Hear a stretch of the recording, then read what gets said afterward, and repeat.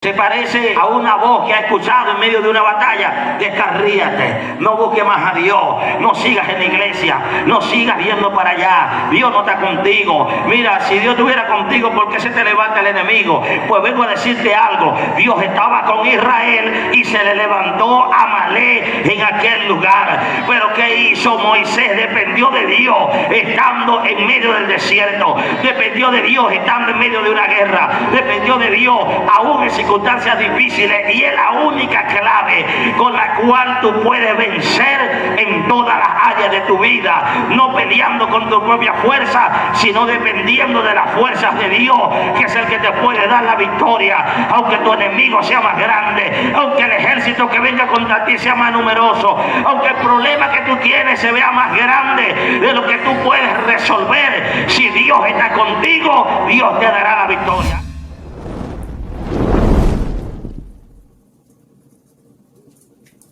Éxodo 11. Hoy vamos a hablar bajo el tema dependiendo de Dios. Dígale que estén a su lado, dependiendo de Dios. Leemos en el nombre del Padre, del Hijo y del Espíritu Santo. Y sucedía que cuando alzaba Moisés su mano, Israel prevalecía. Mas cuando bajaba su mano, prevalecía Amalek. Amén. Pueden tomar asiento allí. Vamos a hablar bajo el tema dependiendo de Dios. Acabamos de leer una historia que para mí tiene un significado fuerte, sobre todo los que han estado en los eventos, en las cruzadas. Cuando yo mando a levantar a la gente la mano arriba y una aquí, siempre le digo, basado en este texto bíblico, la mano arriba, dependencia de Dios para la administración que vamos a hacer. Y eso es algo que es un respaldo de Dios fuerte, lo que Dios hace conmigo en los eventos, en las actividades. Ahora quiero entrar en contexto. Amalek, hijos de Esaú. Cuando hablamos de hijos, es descendencia de Esaú, Edom, que se hicieron fuertes en algún momento en la tierra. Y cuando Israel tiene la orden de parte de Dios para ser liberado del yugo de Faraón, ellos salen conforme lo explica la Biblia en el libro de Éxodo. El llamado de Moisés, la renuencia de Faraón, las plagas, hasta que logran salir, logran desprenderse, logran salir del yugo de esclavitud donde estaban. Y eso me trae a memoria cuando estábamos en el mundo, porque la misma Biblia nos enseña que Egipto representa el mundo para el creyente, así como representaba para Israel un tiempo de esclavitud, un tiempo nefasto, un tiempo terrible en el cual ellos vivieron 400 años subyugados en el yugo de Faraón, valga la redundancia. Para nosotros el mundo representa Egipto, o Egipto representa el mundo donde nosotros hemos vivido. Y a veces uno piensa que cuando uno sale del camino del mundo y de las cosas que hay en el mundo, uno piensa que cuando llega al camino de Dios todo le va a ir bien, sin ningún obstáculo, sin ninguna presión, sin ningún levantamiento, porque ahora estamos en Dios y nos han enseñado que Dios es poderoso, que Dios está con nosotros, que Dios está ahora de nuestro lado. Y a veces el creyente se sobreconfía de que el enemigo, que el Señor nos reprenda, no le va a hacer oposición, no se le va a levantar, que todo va a ser fácil, todo va a ser camino de rosas. Pero yo tengo una noticia: Faraón murió en Egipto, pero Amalek lo estaba esperando en el camino. Quiere decir que estamos hablando de espíritus. El espíritu de Faraón es un espíritu que retiene al creyente o a la persona para que no busque a Dios, lo que hablaba el pastor Alfredo hace rato. El Faraón le dice que va a buscar de Dios cuando siente su corazón y lo tiene oprimido, pero una vez que queda libre, son otros desafíos que hay en el camino. Y una de las cosas que nosotros estamos viendo en esta historia es que Israel ya va rumbo a la tierra prometida y en el camino se le levanta Amalek. Ya eran libres, ya habían abandonado la esclavitud, ya habían visto la gloria de Dios, ya eran totalmente libres, ya estaban disfrutando de los beneficios de la libertad, ya tomaban agua de la peña, ya tenían la nube sobre ellos para cobijarlos, ya la columna de fuego los guiaba en la noche, ya habían visto la gloria de Dios, los testimonios de las maravillas de Dios, pero en el camino se le presenta una guerra. Lo menos que nosotros estamos esperando es una guerra acabando de comenzar el camino de Dios. Lo menos que necesita un creyente en el camino es que apenas pone la mano en la Biblia o recibe a Dios como Salvador de su vida y tener que enfrentar guerra. Yo le vengo a decir a alguien, no importa que tengas un día en el camino de Dios, Satanás te va a hacer la guerra, pero Dios estará contigo y Dios te dará la victoria. No te devuelvas si ves guerra en el camino, no te devuelvas si se te levanta el enemigo, no te devuelvas si se te ponen las cosas difíciles. Porque a la gente le da miedo cuando viene una batalla, viene una guerra. Y vea, así como le viene un pensamiento a los nuevos creyentes de devolverse al mundo cuando le viene una batalla, le viene una guerra, eso le pasa al creyente también. Porque ¿qué pasa? Una gente viene al camino de Dios, está recién llegando. Cuando digo nuevo creyente, estoy hablando de un año hacia abajo, un año más o menos. Está empezando, está levantándose y se le levanta el enemigo. ¿Qué hizo Israel cuando se levantó Amalek juntamente con otros pueblos que habían en aquella región? Lo primero que le vino a la mente fue: devolvámonos a Egipto. ¿Qué le parece?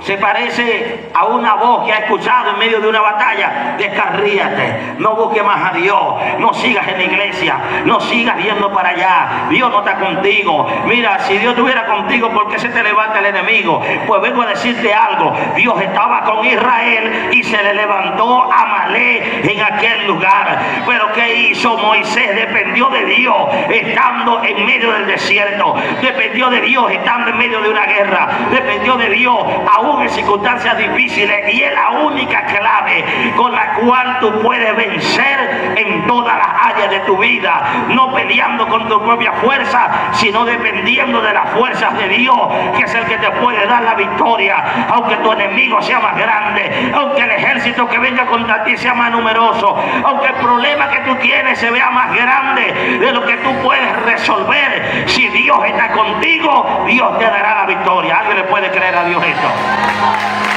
¿Alguien puede creerlo? La historia es terrible, porque Moisés era un líder, y un líder que de alguna u otra manera tenía que enfrentar a sus enemigos. Si usted se da cuenta, ¿quién era Israel? Un pueblo que pastoreaba ovejas, un pueblo que fabricaba ladrillos, un pueblo que cargaba agua, era servidumbre. Y le toca pelear guerra sin ser un pueblo de guerra. Le toca pelear una guerra sin tener entrenamiento para una guerra. Por eso es que usted ve que cuando hablamos del pueblo de Israel, que está en guerra ahora mismo en el Medio Oriente, usted se da cuenta que todos son reservistas, hombres y mujeres, y toda la nación completa se alista para pelear en las guerras que tiene Israel. Porque es un pueblo que desde que nació lo han querido matar, lo han querido aniquilar. Pero nadie ha podido destruir a Israel, porque Dios está con la nación de Israel. Israel es bendito y nadie puede maldecir a esa nación, y nadie la podrá destruir, porque el mismo Dios de los cielos pelea por el pueblo de Israel. Alguien bendice a Israel. Alguien que diga: bendito sea Israel y bendita sea la nación de Israel, el pueblo que escogió Dios. Ellos están peleando una batalla. Moisés es un estratega y un hombre de experiencia, que vea lo que debe hacer todo hombre, todo padre de familia, todo pastor, todo líder, todo ministro. Cuando usted ve que se levanta una guerra en contra de la familia, en vez del hombre de Dios descarriarse, enfriarse, afligirse, debe tener una estrategia para su familia. Moisés no podía tener miedo, no podía decir, ¿qué hago, Josué? O preguntarle a la esposa, creo que era Séfora, ¿qué hago? No, él tuvo una estrategia. Todo hombre de Dios debe tener una estrategia en medio de una guerra. Por eso los pastores tenemos una estrategia. Por eso los líderes deben tener una estrategia en la célula. Si se levanta una guerra, tú tienes que tener una estrategia. Si en tu casa hay un levantamiento del enemigo, tú tienes que tener una estrategia. Tienes que tener un método, tú tienes que saber qué hacer en los momentos difíciles. Por eso veo a Moisés, un líder que no está allí al azar, sino que Dios lo prepara por 40 años en el desierto y luego le envía a libertar un pueblo. Yo creo que cuando Dios pone un hombre en un hogar, un líder en una célula, un pastor en un ministerio, es porque pasó por el proceso y ahora está capacitado para estar allí enfrentando lo que venga de la mano de Dios. Así que no digas que tú no puedes, no digas que no estás capacitado, sino que te capacitaron en la prueba, te capacitaron en la lucha, te capacitaron en la guerra. A su nombre. Es de humano pensar que no puede. Moisés dijo, yo no puedo, yo soy gago. Dios dijo, sí puede. Sí puede, yo te entrené. Lo que pasa es que él no se dio cuenta que estaba siendo entrenado. Porque en la prueba nosotros no vemos que estamos siendo entrenados. La prueba para nosotros es prueba. Diga conmigo, prueba. En la prueba para nosotros es prueba. Ahora, en la prueba de nosotros, ¿qué es para Dios? Un entrenamiento. ¿Qué le parece? Lo que para uno es algo, para Dios es otra cosa. Lo que pasa es que uno no lo entiende al momento, uno lo entiende después. Yo le hablaba de la estadía mía allá donde vivíamos detrás de la iglesia. ¿Sabe cuánto duramos ahí? 4 años exactos. Nos mudamos en enero y nos mudamos finalizando un diciembre. Nunca se me olvida, 15 de diciembre y nos mudamos como un 26 por ahí de diciembre. 4 años, pero por estar ahí, nosotros tenemos que abrir la iglesia, tenemos que cerrar la iglesia. Por estar ahí viviendo, tenía que hacerme cargo de las ofrendas y guardarlas. Por estar ahí, teníamos que abrir y cerrar. Por estar ahí no podíamos faltar un culto, porque estábamos ahí, vivíamos en la iglesia. Es como que alguien viva aquí atrás, de acá, de la cortina. No hay manera de que no vaya a estar en el culto, tiene que estar. ¿Qué le parece, Leonel y Milexi? ¿Le hace contar algo? ¿Ve? Porque están en la iglesia, aparte de todos los procesos que significa estar allí en un lugar público, la bulla, la gente, él llega uno, él toca el otro, el atender gente sin ser pastor, el atender las situaciones, un endemoniado. Mira, a veces yo llegaba de campañas y llegaba a acostarme cansado de día de trabajo por fuera, y cuando llegaba, ¡pum!, había alguien que había ido a la iglesia porque alguien se endemonió y yo tenía que salir a ministrar liberación. 4 años, proceso, batalla y lucha. No era pastor. A mí nadie me unió de pastor estando ahí, ni me nombraron pastor, ni nunca tuve el cargo de copastor ni siquiera. Pero yo hacía un trabajo allí y mi esposa. Eso para nosotros fueron pruebas, pero para Dios era el entrenamiento. 4 años.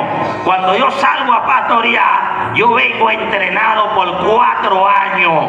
Por eso desde que yo arranco a pastorear allá arriba, de una vez dije, de una vez, el primer anuncio que hay, hoy domingo, son 21 días de vigilia. Ese fue el primer anuncio. Un pastor que está acabando de pastorear el primer día nunca va a decir eso. ¿Vea que no, pastor Alfredo? Pastor, el primer día de su pastorado está asustado. Hermano, ayúdeme. Cualquier ayuda usted me dice. Usted sabe que estamos empezando. Hermano, cualquier sugerencia. Bueno, mañana una reunión para ver qué vamos a planificar esta semana. No, ya yo venía preparado. El anuncio es 21 días. Y arrancamos mañana y 21 días de una vez. Ese fue el primer anuncio de la primera escuela dominical. El primer día. Porque veníamos preparados, entrenados. Entonces los líderes y los hombres de Dios que Dios tiene preparados, en algún momento le toca tomar decisiones.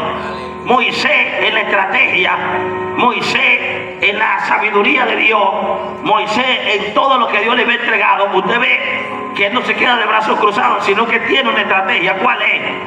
Josué prepara hombres y le dice, escoge varones. Cuando hablamos de escoger, estamos hablando de que no llamó a todo el mundo, sino que seleccionó a los que estaban preparados para la guerra. Y eso me hace entender que no era al azar. Eso me hace entender que cuando tú escoges a alguien, estás seleccionando a alguien para algo específico. Pero aún así eso no era suficiente. Él está diciendo, escoge varones para que peleen la guerra contra Amalek, y yo estaré en el collado con la vara de Dios en mi mano. Eso era una estrategia. Y él está teniendo una estrategia espiritual, porque él está diciendo, mientras hay una batalla en el terreno abajo, yo estaré peleando una batalla arriba en el collado. La batalla que estaba peleando Moisés era una batalla espiritual, pero era la que determinaba si se ganaba la guerra o no.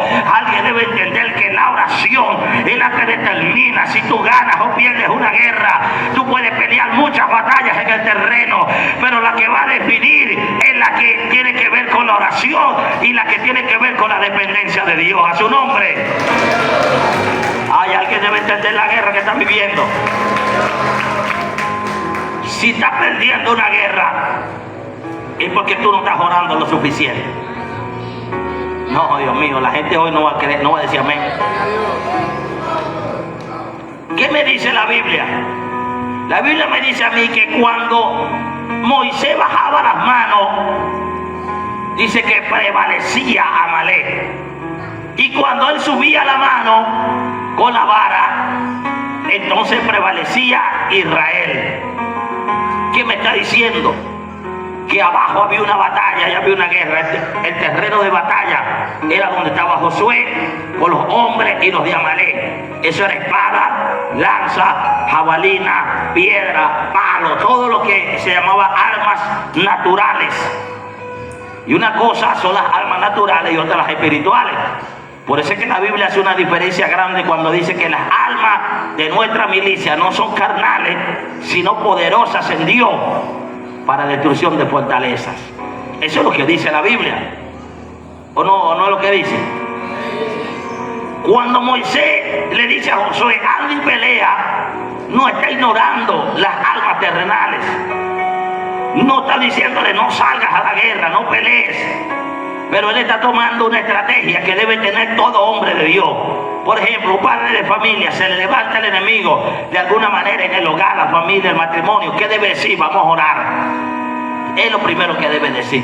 No ponerse bravo, no irse para Brasil, no soltar la casa, no irse y acabar con todo, no. Vamos a orar.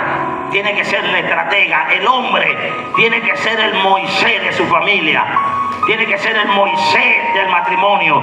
Debe ser el Moisés en la célula. Debe ser el Moisés en el negocio. Debe ser el Moisés en la iglesia. Debe ser el Moisés. Pero tristemente no se está viendo el liderazgo del hombre para levantarse como el hombre que tiene la vara en la mano, que significa la autoridad de Dios, el ministerio que Dios le ha entregado. Esa es la responsabilidad que debe tener un hombre de Dios. Vamos a orar. Vamos a buscar a Dios. Vamos a vender algo, pero vamos a orar. Vamos a pelear una batalla, pero vamos a orar. Voy a montar un negocio, pero vamos a orar. Voy a hacer algo, pero tengo que orar, acompañarlo de la oración para poder tener victoria.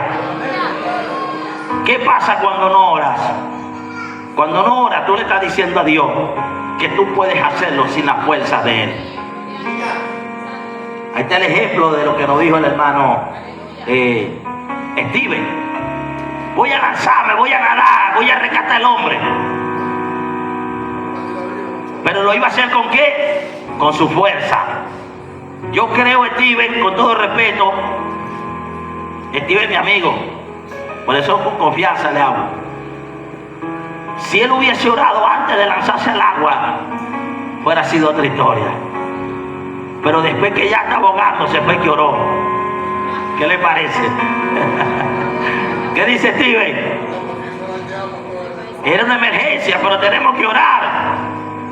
Yo creo, hermano, en el poder de la oración. Que si tú oras primero, tú te evitas una batalla. No quiere decir que Dios no te va a socorrer en medio de una situación, porque evidentemente Dios lo escuchó y Dios le respaldó. Pero no es lo mismo orar antes de lanzarme al agua que después que me estoy ahogando en medio del agua. Son dos cosas diferentes. Porque yo corro el riesgo después que te metió adentro del agua que no haya una respuesta de Dios. Que Dios diga, ángeles, vayan por él en medio del río. Se salva porque una buena intención, tenía amor, todo. Pero Dios nos está dando un ejemplo aquí en la Biblia, que Moisés lo primero que piensa es, usted va a estar peleando allá, pero yo voy a estar peleando aquí. Eso se llama dependencia de Dios. Y usted tiene que entender algo. Cuando usted es cristiano evangélico en una iglesia, y aquí es donde viene el por qué tanto descarriados y caídos, por qué hay tanta gente apartada de Dios, porque cree que pueden estar en este camino, cree que pueden estar aquí en un ministerio, cree que pueden estar sirviendo a Dios en una área de la iglesia sin orar. ¿Sabes qué tú le estás diciendo a Dios? Yo puedo ser cristiano y entrar al cielo sin tu ayuda. Ese es el cristiano que no ora. Un cristiano que no ora le está diciendo a Dios, yo me voy a salvar sin necesidad de ti. ¿Está fuerte? ¿Sabe cómo se llama eso? Soberbia y altivez. Querer ser independiente de Dios, querer caminar de espaldas a Dios, querer entender que yo puedo hacer sin que Dios esté de por medio. Y eso pasa en los ministerios, eso pasa en los hombres, pasa en la familia.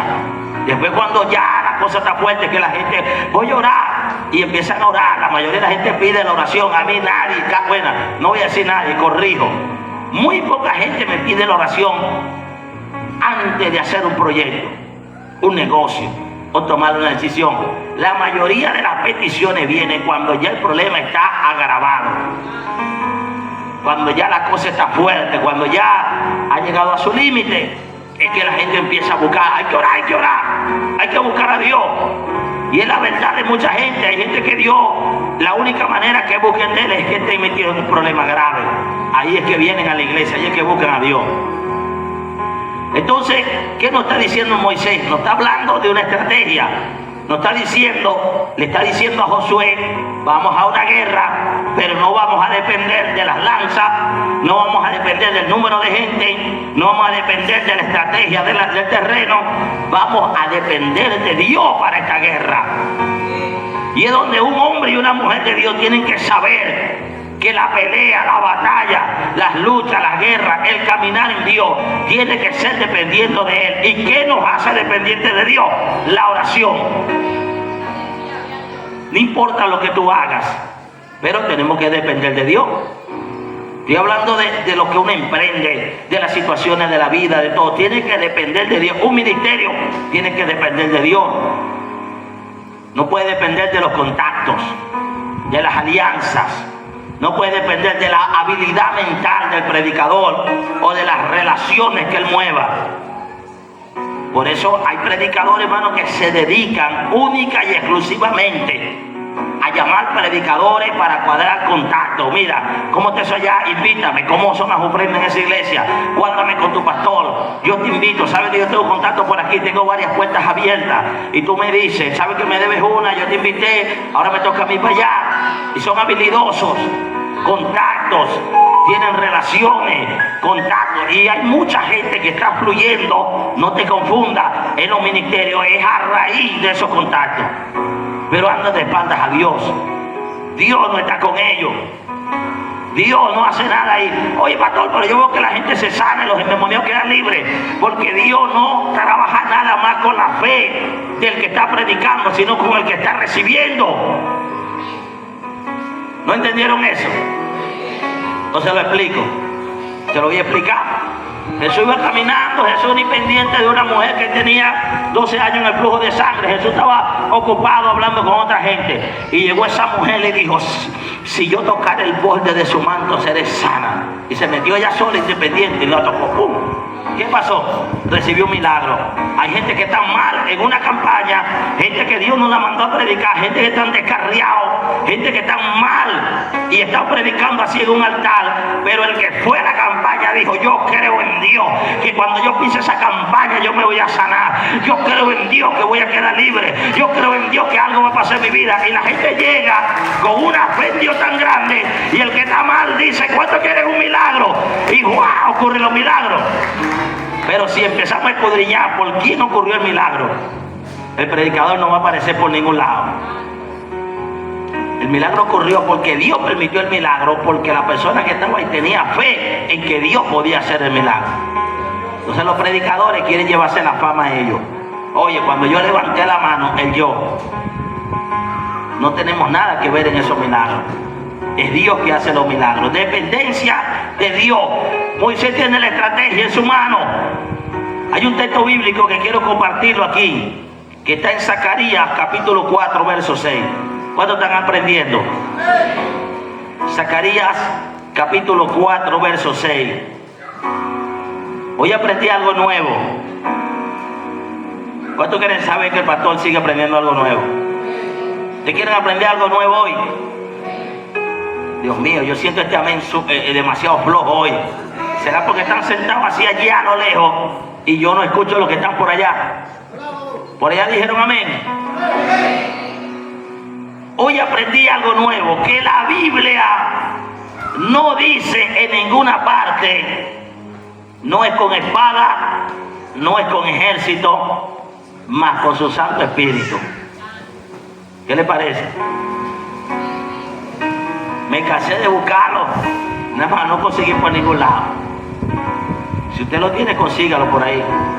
Vea, 4:6 de Zacarías dice así: entonces respondió él y me habló diciendo estas palabras de Jehová a Zorobabel, que dice: no con ejército ni con fuerzas, sino con mi espíritu, ha dicho Jehová de los ejércitos. Ahora, lo que yo sí he escuchado un corito que dice: no es con espada ni con ejército, mas con su Santo Espíritu. ¿Ya lo he escuchado? Yo le dije a José: mira, búscame ahí donde que dice, y no lo conseguimos. Búscame lo que eso está en la Biblia, y nunca lo conseguí. No, yo lo veo que yo mismo tampoco lo conseguí. Pero yo creo que está fundamentado aquí, en este verso de Zacarías, que dice que no es con ejército ni con fuerza, sino con el Espíritu de Jehová. Tiene el mismo fundamento bíblico, tiene la misma esencia, mas no es literalmente lo que dice ahí. Entonces, cuando hablo de esto, usted se da cuenta que es lo mismo que está haciendo Moisés. Moisés está reconociendo que no es con fuerza, que no es con espada, sino con el Espíritu de Jehová que tendremos victoria. Si usted entiende eso, usted va a entender que la pelea que usted está peleando no depende de usted, ni de las estrategias humanas que tenga, sino que depende de su nivel de oración con Dios, y que Dios es el que va a pelear por usted, y que Dios es el que le va a entregar la respuesta a su petición o la pelea que usted está peleando. Él es el que le va a dar la victoria. No, Dios mío, la gente no lo cree. Moisés se aseguró de hacer en el terreno un trabajo, pero que dependía de lo que estaba allá arriba. Por eso es que nos encontramos con este texto bíblico que nos habla en Éxodo 17 y nos escudriña, nos lleva en la palabra a decirnos que cuando Moisés bajaba la mano, ganaba Amalek, y cuando la subía, entonces ganaba la guerra. ¿Qué vemos aquí? Aquí vemos algunas cosas importantes en Amalek. Una, que no era suficiente el ejército de Israel. No era suficiente que se alinearan a la batalla. No era suficiente que ellos pelearan. Tenía que haber algo más detrás de todo eso. ¿Cuál era? La oración y la dependencia de Dios. Es tanta la dependencia de Dios que cuando a él se le cansa el brazo, tiene que ir Hur y Aarón a agarrarle un brazo y subirle uno cada uno, y le trajeron una piedra para que la pusieran debajo, una roca, para que se tuviera allí, porque era todo el día con la mano levantada arriba. ¿Qué pasa con Moisés? Que Moisés es humano y Moisés se cansó. Moisés en algún momento dijo, ya no aguanto más, estoy desde la mañana con las manos arriba. Y Ur y Aarón tuvieron que traer una roca. La roca representa a Cristo, pero ¿qué representa Ur y Aarón? Representan intercesores, representa gente que va a estar al lado tuyo para orar cuando tú estás cansado, que está al lado tuyo para orar cuando tú no tienes fuerza, porque a todo el mundo se le ha de alguna manera se le han cansado los brazos. En algún momento alguno de nosotros ha dejado de orar. Ahí es donde viene la oración del hermano, ahí es donde viene la oración de un líder, ahí es donde viene la oración de una esposa, ahí es donde viene la oración de un hermano, ahí es donde viene la oración de un hijo, ahí es donde viene la oración de alguien que Dios le inquieta a orar por alguien. Yo he recibido esos Ur y esos Aarones en mi vida. Hay momentos que yo he pasado pruebas fuertes, que he pasado batallas fuertes, y gente que me llama, pastor, anoche escuché una voz que me dijo que orara por usted. Gente me ha llamado, yo siempre oro por ti porque Dios me puso a orar por ti. He escuchado gente que yo no lo conozco y me han dicho, mire, yo soy uno de los intercesores suyos. ¿Por qué? Porque siempre Dios me inquieta orar por su vida y su ministerio. Y tenemos equipos de intercesiones aquí en la iglesia también, de un escuadrón especial, que gente que ora, porque a veces tú le pides la oración a la gente y la gente ni siquiera ora, ni se acuerdan de uno. Sí, yo voy a orar, ¿cuánto voy a orar por el pastor? Amén. Pero ese amén se lo lleva el aire. Estoy hablando de gente de orar de verdad. Cada vez que voy a un evento, hay un grupo siempre orando, de oración, de intercesión. Vean la importancia, porque se cansa Amalek. Perdón, se cansa Moisés. Y hay algo importante, que no es nada más la vara, porque la vara representa autoridad. La vara representa que lleva una autoridad de Dios en la mano. No es solamente las estrategias terrenales que debes tener. Le hablo en todos los aspectos, no es nada más los aspectos a considerar, las estrategias humanas. Detrás de eso tiene que haber oración. Por ejemplo, usted tiene un negocio y usted tiene la instrucción de un negocio aquí, vea, yo hago esto, vendo, calculo, saco cuenta, pero detrás de eso tiene que haber oración. Porque si usted se lanza a hacer negocios, si usted se lanza a tomar decisiones y no va acompañado de ese nivel de estrategia, de dependencia de Dios, usted no tiene garantía de que eso va a salir bien. No tiene garantía. Eso es lo que pasa en los matrimonios, eso es lo que pasa en la familia, eso pasa en los ministerios, pasa en todas las áreas de la vida de la persona, que no oran, no dependen de Dios en oración. Y es una manera de decirle a Dios, yo dependo de ti, yo dependo de la bendición tuya, yo dependo de lo que tú hagas. No seas independiente de Dios en tu vida. Por eso debes tener una vida de oración. Hasta para vivir debemos depender de Dios. Usted se acuesta sin orar, se levanta sin orar, pasa el día sin orar. Usted le está diciendo a Dios, yo puedo vivir sin ti. Resulta que si a usted le falta un poquito de aire, está durmiendo y le falta un poquito de aire, y a usted se colapsa. Vea la dependencia de Dios. Si usted se levanta, ¿cuánto se ha levantado aquí y le falta el aire? En medio de una noche, se está ahogando, le falta el aire, el respirar. Vea lo sensible que somos los seres humanos. Pero Satanás quiere que usted actúe independiente de Dios, que usted no ore, que usted crea que usted se la sabe toda, que usted cree que usted es sabio, cree que usted va a llegar lejos sin Dios. Y resulta que es al revés.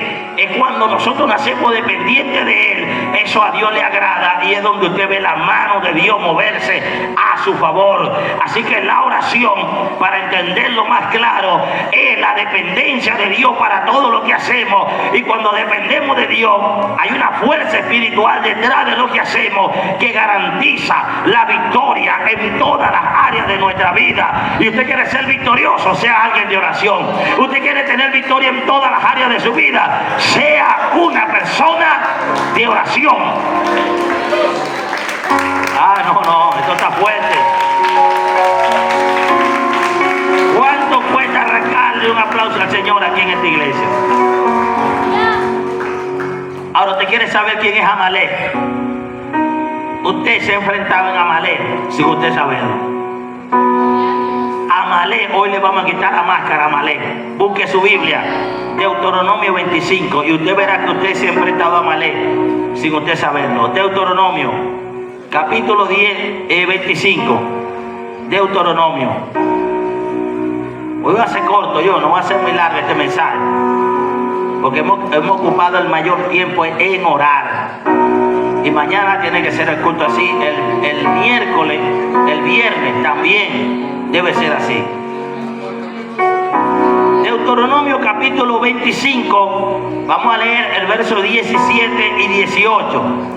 Y usted va a entender cómo opera Amalek. Yo le dije que cuando usted sale de Egipto, Faraón representa al mundo. Y Amalek lo está esperando en el camino. Pero yo no le estoy hablando a usted de algo simbólico nada más, le estoy hablando de algo real y espiritual que ocurre en la vida del creyente. Ya usted lo va a saber ya. ¿Qué dice Deuteronomio 25, versículos 17 y 18? Vea.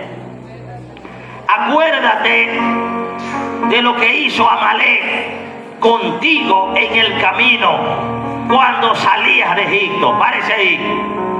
¿Cuándo fue eso? Cuando ellos ya eran libres de Faraón, van caminando rumbo a la tierra prometida. Es igual al creyente que ya no soy del mundo, ahora estoy en el camino. ¿Cuántos están en el camino? ¿Cuántos están descarriados? Nadie. Amén. Vea, acuérdate cuando iba ¿dónde? En el camino. ¿Quién es el camino? Jesucristo dijo: yo soy el camino, la verdad y la vida. Cuando está hablando del camino aquí, está hablando del caminar del creyente, está hablando de Jesucristo. Acuérdate cuando venías en el camino. Vea lo que está diciendo el 17. Ahora vamos a ver el 18. ¿Qué pasó en el camino? De cómo te salió al encuentro en el camino. ¿Qué dice aquí? Te desbarató la retaguardia de todos los débiles que iban detrás de ti cuando tú estabas cansado y trabajado y no tuvo ningún temor de Dios. Vea quién es Amalek y por qué debemos de depender de Dios en oración. Vea lo importante que dice aquí. Cuando viene Amalek contra ti, vea, lo primero, te desbarató la retaguardia. ¿Qué es la retaguardia? Hablando en un término militar, hablando en términos de guerra, los que vienen atrás. La retaguardia son los que vienen de último. Por eso usted no puede ser el último en llegar a la iglesia. No puede ser el último en buscar a Dios. No puede ser el último en el ministerio. Porque los que se van quedando rezagados, ¿cuáles son? Los que van lentos, los que casi no oran, los que casi no se congregan, los que no trabajan en ninguna área del ministerio, los que no buscan a Dios, los que no aparecen en la vigilia, los que siempre están cansados, los que siempre tienen una excusa para no buscar a Dios. Esos son los que están en la retaguardia. En una iglesia es así. ¿Quién es el primero que llega aquí a la iglesia? Aquí hay gente que a las 5 de la tarde ya está aquí, el hermano Néstor, la hermana Cira. Después de ahí, usted ve que empiezan a llegar los diáconos, los que más o menos le trabajan a Dios. Porque están los que le trabajan a Dios, que llegan temprano, y están los que llegan tarde. Hay dos tipos de diáconos aquí ahora. El diácono que llegó abre la silla, acomodó todo, y están los diáconos que llegan a dar una vueltica. Todo está bien. Y son diáconos también. Los pastores, ya a las 6:30, 6:20 yo estaba por aquí. Tempranero, pendiente aquí, pendiente allá. Sonido. Todo el que está trabajando en la fuerza de adelante. Los que son el choque, el empuje. Los directores, el alabancero. Todo el que tiene actividad. Pero hay un tipo de creyente en la iglesia, hermano, que llegan de lejito, casi no oran, se congregan a veces, asisten de vez en cuando, no se involucran, vienen muy lentos. Y lo que no saben que es una posición de peligro, que en cualquier momento Satanás que es mentiroso, que es engañador, Satanás que es traicionero. Satanás no ataca de frente. El diablo no se nos va a parar en el frente a nosotros porque está vencido. ¿Sabe quién ataca a él? Por la espalda. ¿Le parece algo? ¿Le parece algo? El carácter de Satanás es atacar por la espalda. Satanás no se le enfrentó a Cristo y le dijo, te voy a matar. No, le mandó a Judas que le diera un beso y por detrás lo estaba negociando. Ese es el diablo. Satanás, y la Biblia dice que Satanás entró en él. En Judas, estoy hablando en Judas. Entonces, el venirte atrás o el quedarte atrás como creyente no es una buena posición para nadie. Y más cuando Dios dijo que no somos, que Dios haría de nosotros cabeza y no cola.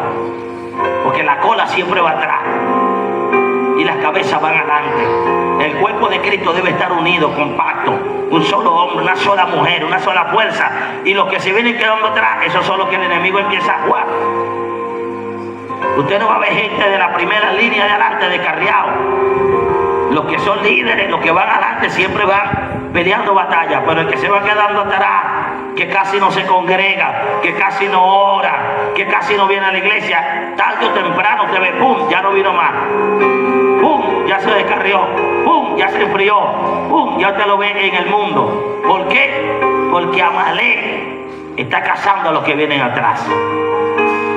Está cazando a los que vienen en la retaguardia. Ahí le está diciendo, acuérdate que te desbarató la retaguardia de todo quien, los débiles. ¿Quién es una gente débil? Una gente que no ora.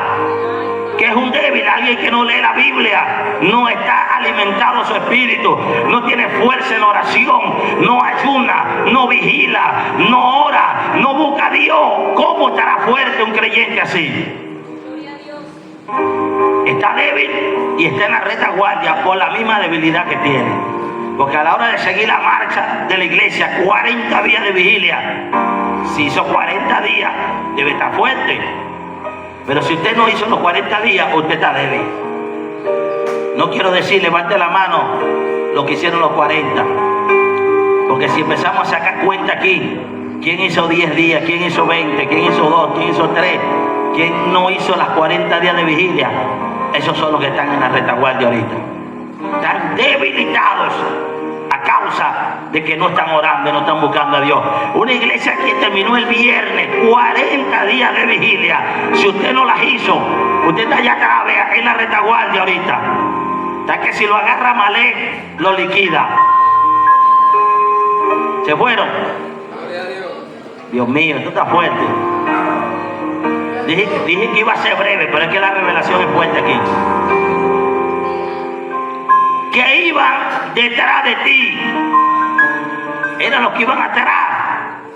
Cuando tienes que ir adelante, el liderazgo. Dice aquí, cuando tú estabas cansado y trabajado. Por eso Cristo dijo, venid a mí los que están trabajados y cansados. ¿Usted sabe por qué la gente no viene a la vigilia? Porque están cansados. No se congrega, no, porque yo trabajo mucho, pastor, y estoy cansado. Pues Cristo dice, venid a mí los que estén trabajados y cansados, que yo lo haré descansar. Literalmente, está cansado, venga a la iglesia, porque aquí yo te voy a quitar el cansancio. Venga a la iglesia, porque aquí vas a ser renovada tu fuerza. Ven y busca a Dios para que veas cómo Dios te ayuda a restaurar tus fuerzas. No, Dios mío, esto está fuerte, no hay amén. Ya vamos a despedir, hermano, déjeme terminar de predicar para irnos ya. Porque no hay amén, no hay gloria a Dios ni aleluya. Y no hubo ningún tipo de temor. El cansancio es un enemigo de la gente de Dios. El agotamiento espiritual es un enemigo del pueblo de Dios. Y hay gente que tienen años en el evangelio, pero ya están cansados, ya no es lo mismo, ya le han trabajado a Dios por años. Ese cansancio espiritual, ese agotamiento espiritual trae que los creyentes se detengan también. Gente que tienen que estar en la punta ahorita, hermano, y están atrás. Y usted le pregunta por qué, porque ya están cansados de tanto orar, tanta vigilia, tanta oración, tanta guerra, tanta batalla. Pero Dios está diciéndonos hoy, Amalek es peligroso, no te quedes atrás. Amalé peligroso, no te rindas. Amalé peligroso, no te canses. Tienes que estar en la línea de batalla de adelante, porque allí es donde la gente tiene victoria. Amalé viene detrás de nosotros porque él, Dios lo lanzó por allá atrás y viene persiguiendo a la iglesia. Pero ¿a quién va a agarrar? A los que vienen atrás, no a los que vienen adelante. Eso me habla del carácter de Satanás. Está vencido y jamás se le pondrá de frente a la iglesia para pelear, porque hay uno que pelea por la iglesia, hay uno que pelea por el pueblo de Dios. Así que avanza, avanza, que el enemigo viene atrás, pero no importa, viene atrás, pero allá atrás será vencido en el nombre de Jesús. Me hace acordar de Faraón. Ellos iban adelante. Vea, ¿a dónde venía la columna de fuego? Adelante. ¿Dónde venía la nube? Adelante. Y más atrás venía Israel. Y más atrás venía Faraón. Así venía Amalé. Faraón no enfrentó al pueblo de Dios de frente. Cuando Dios mandó la plaga, no váyanse. Y después que se fue, entonces se le pegó atrás. Es una posición peligrosa venir atrás de la iglesia. ¿Y quieren saber por qué? Porque si ellos no hubieran perseguido al pueblo de Israel, ellos no fueran muertos ese día. Por eso todo el que te persigue, créalo que está en una posición de peligro. Faraón persiguió al pueblo de Dios y cayó muerto en medio de las aguas del Mar Rojo. No te preocupes por los que te persiguen. Escucha, porque el pueblo de Dios siempre es perseguido. El que te persiga, déjalo quieto, avanza tú. Avanza, camina, no te detengas, ve quién te está persiguiendo, porque el Mar Rojo se lo va a tragar solitos a ellos. Avanza tú, el que te persiga, déjalo quieto. Avanza, que es la orden de Dios. Avanza y no dejes que los problemas te detengan. Cuando tú estés hacia atrás, no vas a ver Faraón y no vas a ver problemas, porque el Mar Rojo se lo tragará en algún momento. Alguien le da gloria al que vive y reina por los siglos de los siglos. Dependiendo de Dios. Por eso Moisés, ya terminando ya, era un estratega que tenía una respuesta siempre. Ya concluyo con esto. Todo hombre y toda mujer, porque hay mujeres que le toca hacer papel de hombre también. Hay mujeres que son la cabeza de la búsqueda espiritual en una casa, cuando debería ser el hombre. Pero ella ha tomado esa posición. Por eso le hablo a hombres y mujeres. Hay mujeres que son madres solteras, que no hay un hombre en esa casa. Esto es para todos. Tienes que tener, mujer, una estrategia. Si tu esposo se debilitó en algún momento, escucha bien, no es el momento de tú debilitarte. Porque llega un momento que uno pasa proceso y es la esposa la que tiene que levantar la vara en alto y no bajar la mano. Dios bendiga a la esposa que levanta la vara en alto cuando el esposo está débil, cuando el esposo está en problemas, cuando el esposo está en aflicción, cuando el esposo está pasando una tribulación y una batalla. Porque cuando ese hombre se recupere, él va a levantar la vara en alto y él es la cobertura de esa casa, de esa familia. Pero el hombre que me diga a mí que tiene esa vara levantada arriba en el aire las 24 horas, nunca yo he bajado la oración, es un mentiroso. Todos pasamos procesos. Pero si el hombre se le cansa los brazos y la mujer también, ¿quién levanta entonces los brazos de quién? Por eso la Biblia dice, mejor que estar dos que uno solo. Porque ahí está la ayuda idónea. La ayuda idónea, ve que el esposo se acostó y no oró. Ella no dice, yo también me voy a acostar sin orar. Ella se va de rodillas y ora por él también. Y hay una cobertura ahí en esa casa. Amén. Póngase de pie en esta hermosa noche. Dependiendo de Dios. La dependencia de Dios.